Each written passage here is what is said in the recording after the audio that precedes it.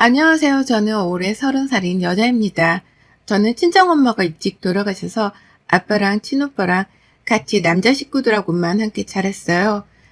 그렇다 보니 여자애들이 흔히 가지고 있는 애교 떠는 방법도 잘 모르고 여자가 삶의 어작기를 주고받으면서 얻을 수 있는 삶의 지혜 같은 것도 인터넷으로만 보며 터득을 했습니다. 제가 바르게 자란 걸 보면 그게 마냥 나쁜 건 아닐 테지만 늘 마음 한켠이 불안한 건 어쩔 수 없네요. 내가 살고 있는 방법이 옳은 것일까 하는 의문을 가지게 되어서 말이죠. 결혼을 하고도 예외는 없었습니다. 애초에 결혼하면서부터 말이 많긴 했었어요.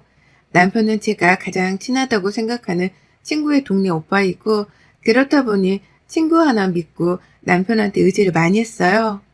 내 절친이 좋게 본 사람이니까 좋은 사람이 분명할 거라는 은연중에 확신이 있었던 것 같습니다. 하지만 결혼 준비를 하며 남편이 여러 번이나 돈을 아끼려고만 하는 티를 대가며 저를 쫌생이조차 이해해주지 못하는 천하의 이기적인 여자로 만들더군요. 식장을 꾸밀 때도 그 하나 꽃 하나도 낭비라며 놓지를 못하게 하더니 웨딩드레스가 제 몸보다 훨 큰 것이었음에도 불구하고 가격이 더 저렴하다면서 그걸로 예약하라고 우기다가 저 몰래 드레스까지 바꿔쳐 예약한 게 바로 제 남편이었어요. 결혼식 당일날 드레스가 바뀐 걸 보고서 울지도 못하고 그렇다고 웃지도 못하고 모른 척 손님 맞이를 하느라 바쁜 남편을 보며 속으로 얼마나 욕을 퍼붓는지 모릅니다.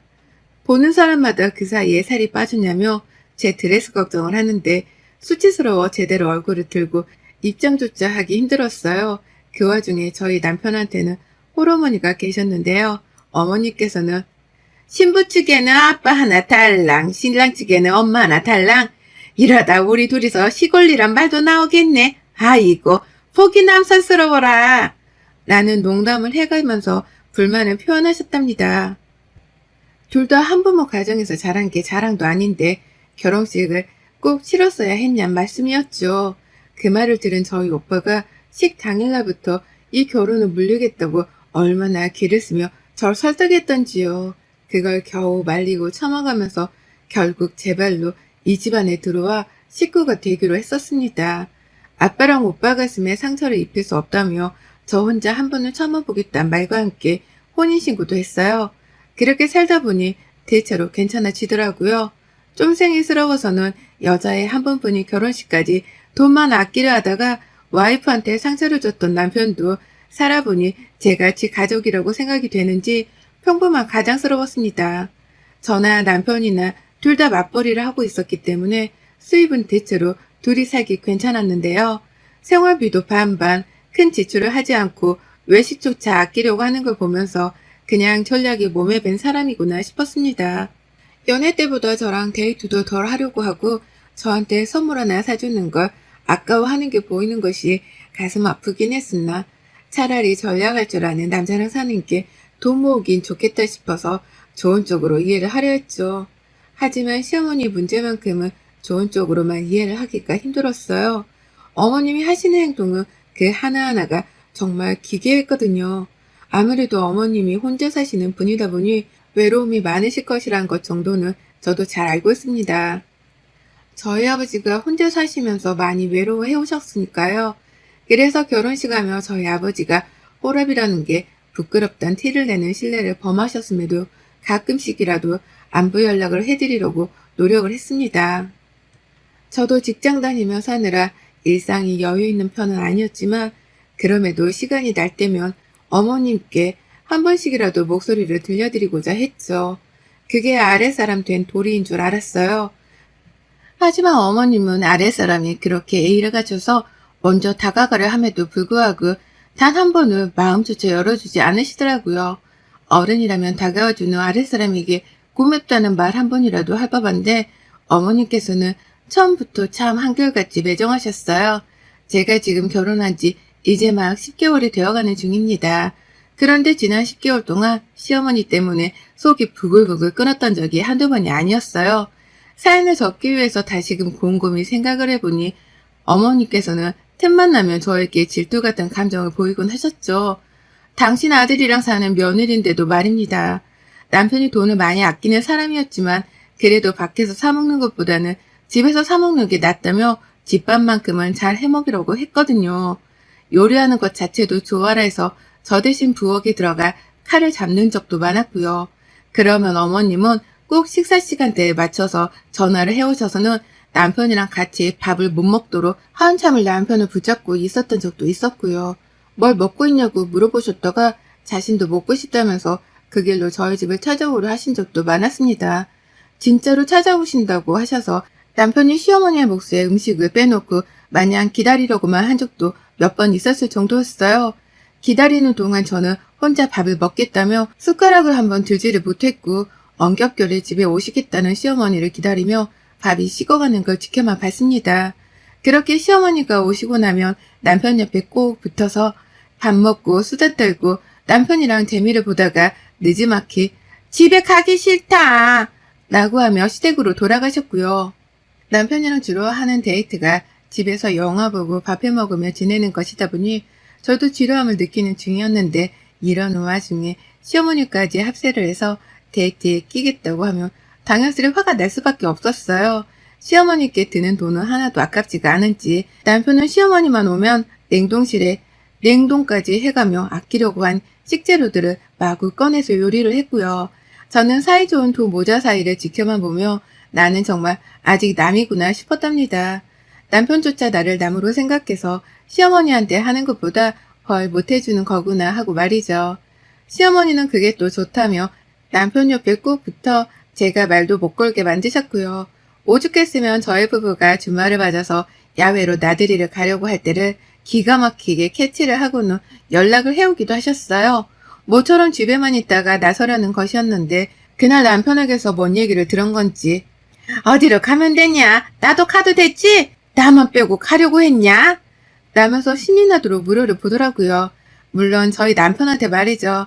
그러면 남편은 당연히 와도 돼 라고 하면서 시어머니께 약속 장소를 찍어 보냈네요. 그럼 저는 100년 만에 나가는 야외 데이트였는데 그걸 시어머니랑 같이 보내며 완전 울상이 되어야 했고요.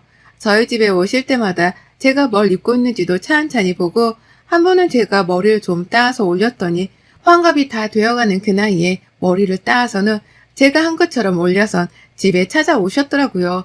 미칠 노릇이었죠. 이쁘다고 한 가디건은 달라는 소리인가 싶어서 황당해하며 봤더니 다음번에는 똑같은 색상의 가디건을 입고 우리 집을 찾아오질 않나. 정말 알 수가 없는 속마음이었습니다. 모질다고 해도 할 수 없었죠. 저는 시어머니랑 결혼한 게 아니라 제 남편이랑 결혼한 것이었으니까요. 자꾸만 끼어들어 부부생활의 일원이 되려고 하는 어머님의 태도는 분명 도가 지나친 것이 맞다 확신했어요. 그걸 모르는 시어머니랑 남편이 그저 답답하고 속상할 뿐이었고요. 그렇게 섭섭함이 차곡차곡 쌓여가면서 시어머니의 주저넘치는 참견과 관심을 불편하던 중 이것이 질투라는 확신을 하게 되었답니다. 제가 임신하게 되어 지금은 막 9주차를 지나고 있는 상태예요. 임신이 처음이고 아이도 아직 조그마한 상태라 뭐든 조심하게 되고 예민함이 하늘을 찌르는 중이었죠.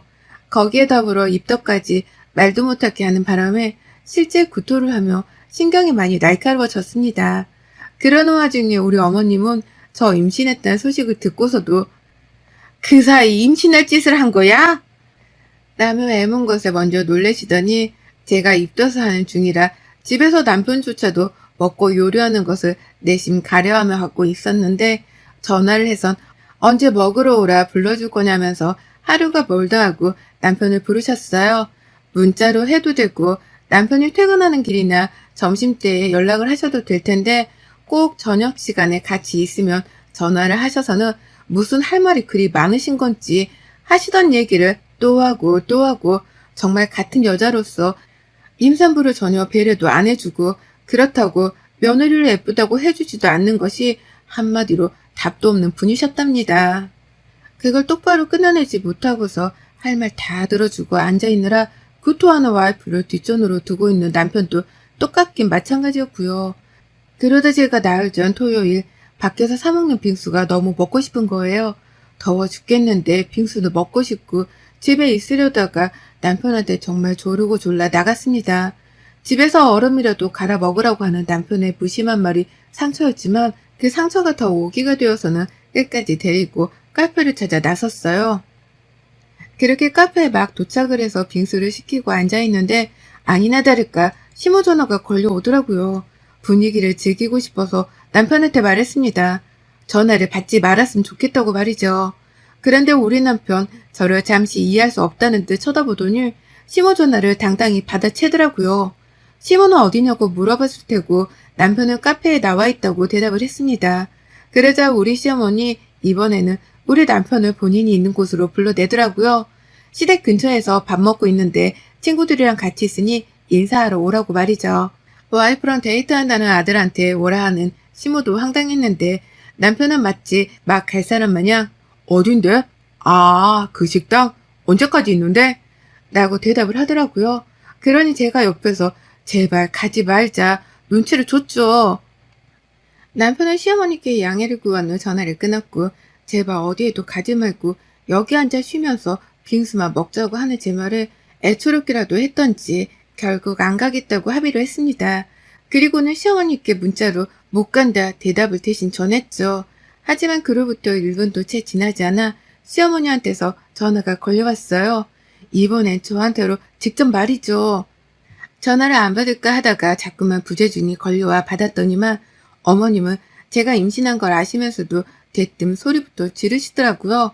보통의 막장 시모들이 하는 짓거리처럼 저희 시모도 며느리 앞에서 목소리를 낮출 생각도 안 하고는 소리부터 지르는 겁니다.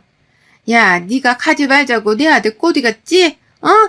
걔가 왜 안 온다고 하겠어? 다 너 때문이잖아. 내가 내 아들 부르는 건데 네가 뭐 네 옆에서 차단을 시켜. 네 남편이기 전에 내 아들이야. 내가 더 오래도록 네 남편 끼고 살았는데 왜 네가 옆에서 내 아들이랑 내 사이를 방해하냐고. 라고 말이죠. 믿기 힘들었어요. 내가 남편이랑 시어머니 사이에 첩도 아닌데 사람을 무슨 첩년 취급하는 게 정말 기가 막히도록 어이가 없었죠. 근데 더 웃겼던 게 뭔 줄 아세요? 앞에서 남편이 어머님 통화를 듣더니만 제 핸드폰을 뺏어가서는 대신 대답을 하더라고요. 아유, 우리 엄마 섭섭했네. 지금 갈 테니까 딱 기다리고 있어요. 라고 말이죠. 그리고 남편은 떠났습니다. 시어머니가 계시는 곳으로 가서 그 친구분들께 인사를 드리려고 말이죠. 임신한 와이프가 빙수 하나 먹고 싶다고 조르고 또 졸라서 겨우 나온 카페였는데 빙수가 채 완성이 되어 테이블에 나오기도 전에 남편은 혼자 그렇게 가버렸어요. 자기가 고부 사이 나빠지는 걸 어렵사리 방지하는 중이니까 딴지 걸지 말라면서 아주 당당하게 떠나버렸죠. 문자로 돌아오라고 나를 혼자 내버려두고 어디 가냐며 비련의 여주인공 행세까지 했는데 남편은 그러더라고요. 엄마 말도 일리가 있지. 얘가 우리 엄마 자식이기도 한데 넌 그걸 하나 이해를 못해줘서 이렇게까지 싸워야겠냐? 뱃속 애기는 무슨 죄야. 임산부가 스트레스 받으면 애가 그걸 다 느낀다고 내가 몇 번을 말해. 빙수 먹고 얼른 집에 가 있어. 나도 빨리 갈 테니까. 라고 말이죠. 그렇게 전 그날 모든 신뢰를 잃었습니다. 남편을 향해 남아있던 대략 49% 정도 되던 신뢰를 잃은 것과 더불어 시어머니가 내 남편을 향해 아들 이상의 감정을 느끼는 최악의 홀씨임이라는 것까지 제대로 깨우쳤죠. 그리고 그날 저는 시어머니께 간 남편을 뒤로 한 채 혼자 빙수를 퍼먹다 결국 스트레스인지 먹은 것 때문인지 아이를 유산했어요. 집에 가 혼자 멍 때리고 벽만 보고 남편을 기다리는데 하혈을 하더라고요. 병원으로 혼자 119 불러갔더니만 얘는 이미 유산되어 버린 후였고요. 남편은 뒤늦게야 소식을 듣고 시어머니랑 같이 병원으로 찾아왔습니다. 시어머니가 식당에서 나와 굳이 시댁을 가지 않고 저희 집으로 남편과 함께 따라오셨던 모양이더라고요. 그랬다가 거실 한복판에서 제가 하혈한 흔적을 발견하고는 뒤늦게 연락을 취했고 그래서 병원까지 찾아온 것이었죠. 저요? 저희 친정아버지랑 오빠가 남편 멱살 잡고 주먹을 난리를 하실 때에도 말렸어요. 근데 그 옆에 따라온 시모 얼굴을 보니 못 참겠더라고요.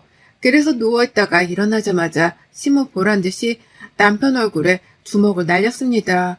와이프가 이 모양이 되었는데 너는 이제서야 병원에 기어오냐면서 사내 놈이 태어나서 쪽팔린 짓이란 짓은 다 하고 산다며 병원 떠나가라 소리를 질러가며 남편한테 울분을 토해내니 직원분들이 저를 진정시키는 사이 오빠가 열이 받다 못해 남편을 끌고 나가버렸어요.